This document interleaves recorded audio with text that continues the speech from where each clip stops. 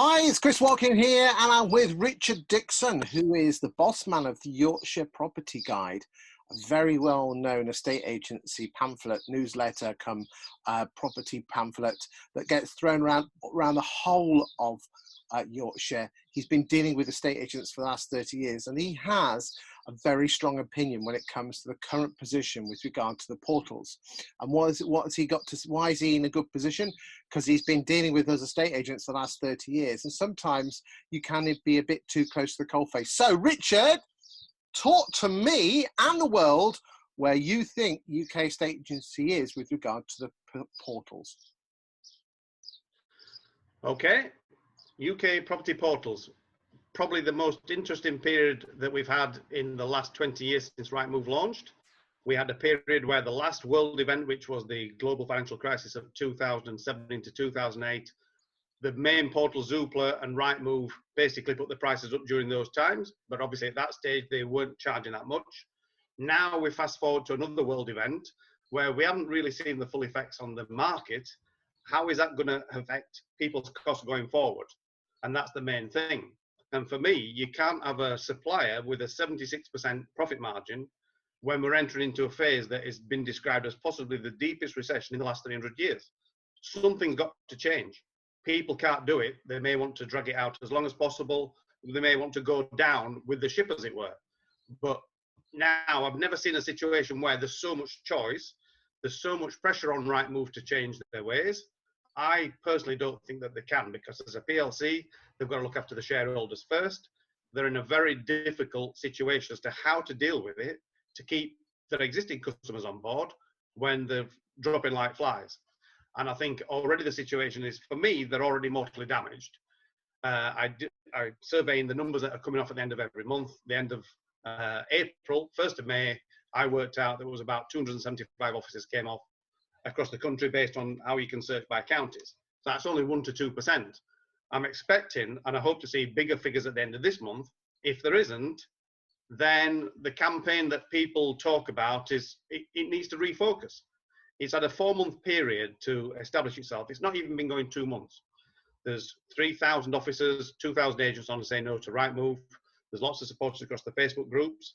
You then look at Home Search, where they've got 6,500 agents signing up with their intent. Rightmove have got to look at these and say, blimey guys, we're in a bit of trouble here. How do we handle it? Keeping the shareholders happy, keeping the estate agents. It's a fine balance, and I don't know if they can be successful in doing that. They've never had to. You've never seen a period with Rightmove where the reporting contractions. I know the number of officers fell last year, but the profits have climbed, the ARPA has climbed, the returns to shareholders climbed. It's never been a situation where we've seen it in reverse, where it's contraction. And where is that contraction going to go? Are they going to have profit warnings? Okay, but 247 or however many it was is only 1%. It is, but there was only 8 days from the start of the lockdown to the end of March for people to think, blimey, we really need to sort this out. The next one is obviously when we've had another 4 weeks. Let's see what those figures look like. Okay, but let's just say, for argument's sake, I mean, most people are on a yearly contract, aren't they? So there's going to be people that won't be able to come off until summer, even autumn, even winter. They won't, and there's nothing that they can do, unfortunately. They will be there, and don't forget the corporates aren't going to come off. I mean, the thing with the say no to Rightmove campaign is saying no to the bully boy techniques. But like with most, if you said to a bully, just say no to a bully, the only thing a bully will actually recognise is someone actually the threat of, well, and the biggest threat is not sending your mum round to beat him up, but it's to actually the ultimate threat, which is leaving. But most agents are fearful of leaving Rightmove because they'll know they'll be beaten up by the other agents. You're right, Chris, but I think the market is going to settle that argument. I think once we get in, and who knows how long it's going to take to get post-COVID, how long it takes for the recession to kick in, the market will tell people, as much as you love Rightmove, if you do, and I think that there are some around that still do, amazingly, their bank balance and their accountants or their finance people will be saying, we can't go back to paying 1,500, 2,000, 3,000 a month for a website when there's alternatives that are a lot cheaper. The two bigger ones have got offers, and now there's all these challenger portals as well.